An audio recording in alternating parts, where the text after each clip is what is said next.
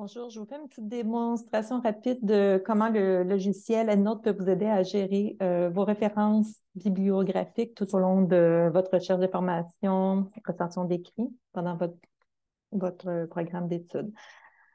Alors, je partage mon écran. Donc, on voit ici une base EndNote là, déjà pullulée. Donc, le contenu de la base, c'est vraiment des entrées de références bibliographiques. Donc, chaque référence contient toute l'information, l'auteur, titre du document, dans quelle source c'est publié, etc. On voit que le logiciel sert à mettre en forme la référence bibliographique. Ici, c'est le style Vancouver, mais il y a des milliers de fichiers de styles qui existent. Donc, en psychologie, c'est le style APA 7e édition. Donc, je peux le choisir et le logiciel va automatiquement tout changer, la mise en forme de ma référence bibliographique, les majuscules italiques, virgule, point, tous ces petits détails. On a le style, quand vous installez EndNote, on a le style UQAM APA, qui est APA 7e édition, mais francisé avec certains enrichissements. Donc, vous voyez, vous vous adaptez en fonction de ce que votre enseignant vous recommande ou exige. Si je clique sur l'onglet Edit, on peut voir comment on peut aller corriger des erreurs dans la référence, ajouter des précisions, des résumés, des notes de recherche. Là, un peu plus bas, on a des champs Research Notes, on peut attacher de PDF d'articles ou des notes de lecture. Donc là, je vais ouvrir une base EndNote vide, un nouveau fichier. Évidemment, on choisit un dossier pertinent pour être capable de retrouver sa base EndNote. On lui donne un nom qui est parlant. Donc là, moi, je le mets à la poubelle, mais vous pourrez donner un nom plus significatif. Là, ça va. Ah non. Voilà, j'ai réussi à amener ma base vide. Donc, si je veux alimenter cette base-là, très simplement, je vais aller, par exemple, dans Google Scholar. J'ai ici fait une recherche très, très simple, juste pour afficher des résultats. Et là, selon la source d'information, la procédure va changer.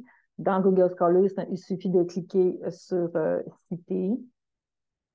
Donc, peut-être que déjà, vous faisiez des copies manuelles en style APA, mais là, on a le lien EndNote qui permet de créer un fichier avec une extension .enw. C'est un fichier propriétaire euh, exploitable seulement par l'application EndNote. Donc, j'ai juste à cliquer sur ce fichier-là et automatiquement, EndNote sait comment lire ce fichier et va intégrer la référence que j'avais sélectionnée. On vérifie toujours s'il n'y a pas des petites erreurs.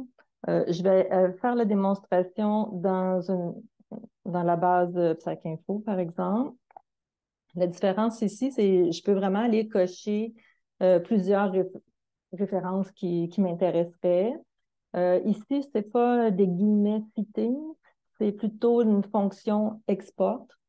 Donc, c'est pas mal les deux façons pour nous mettrait la puce à l'oreille qu'il y aurait une fonction d'exportation vers un logiciel de référence bibliographique. Ici, je vois que j'ai le choix de choisir un autre. Donc, j'y vais avec cette option. Go. Puis là encore, j'ai un fichier qui a été produit. Là, l'extension, c'est RIS. Donc, ça, c'est le format qui est compréhensible par tous les logiciels de gestion bibliographique. Même procédure. On clique sur le fichier. Par défaut, mon ordi sait que c'est EndNote qui doit lire le fichier RIS. Et les trois références que j'avais sélectionnées ont été versées dans ma base. Donc là, j'ai depuis le début donc 4 références.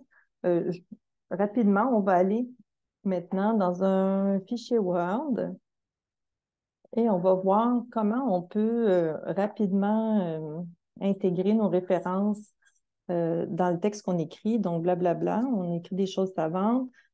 Si je suis prête à faire une mention de source, je n'ai qu'à aller dans l'onglet EndNote. Donc, quand vous installez EndNote, automatiquement dans Word, il y a une liaison avec le logiciel. Donc, vous vérifiez, là, si vous avez l'onglet EndNote, c'est que tout s'est bien passé.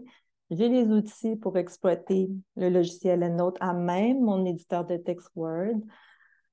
Alors, je suis prête à faire une mention de source, encore de texte. Donc, je vais faire insérer citation. Bon, là, vous voyez les options. En fait, il va y avoir une fenêtre qui apparaît qui me permet, pardon, qui me permet de chercher dans ma base EndNote. Bon, là, je n'ai pas du tout remarqué qu'est-ce que j'avais cherché. Je vais aller voir rapidement dans ma base EndNote qu'est-ce que j'ai là.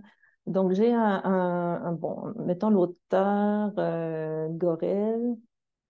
Donc, je vais chercher, je fais semblant que je sais que c'était l'auteur Gorel que je voulais.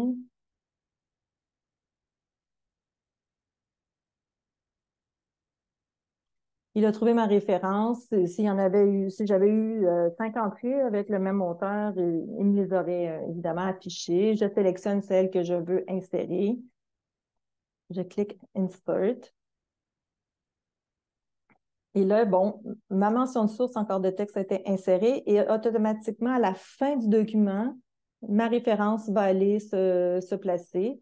Si je continue puis que j'en ajoute d'autres, cette fois-ci, je vais aller directement dans une autre, mettons celle-ci et celle-ci. Puis là, je peux faire, par exemple, insérer les citations sélectionnées. Et là, on voit que le logiciel s'occupe lui-même d'aller mettre au bon endroit par ordre alphabétique les références. Et il va tout mettre en forme, ajouter les EA nécessaires, etc. Donc, c'est vraiment une démo rapide. Inscrivez-vous à une formation pour en apprendre plus. Et puis, c'est ça. Au plaisir de vous voir dans une formation. Puis, n'hésitez pas à prendre rendez-vous avec moi directement là, si l'horaire des formations ne vous convient pas. Au revoir.